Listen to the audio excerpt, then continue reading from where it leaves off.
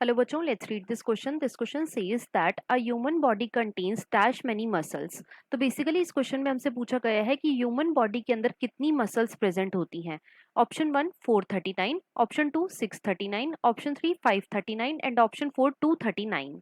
अब अगर इस क्वेश्चन के मैं की कॉन्सेप्ट की बात करूं तो इस क्वेश्चन का जो की कॉन्सेप्ट है वो है बच्चों मसल्स.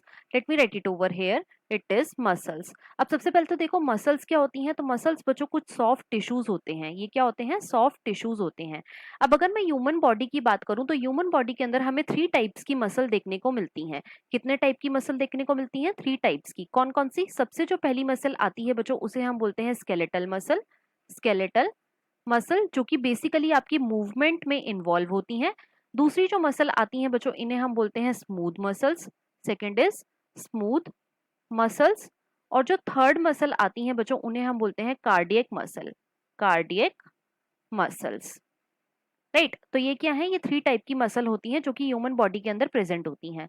अब देखो ह्यूमन बॉडी के अंदर कितनी मसल प्रेजेंट होती हैं तो वो होती हैं बच्चों 600 प्लस. राइट. और अगर मैं इसका एक एक्यूरेट या फिर प्रॉपर नंबर दूं तो वो कितनी होती हैं? वो होती हैं बच्चों 639 मसल्स. अब क्वेश्चन में हमसे यही पूछा गया था कि ह्यूमन बॉडी के अंदर कितनी मसल होती हैं तो वो होती हैं बच्चों 639.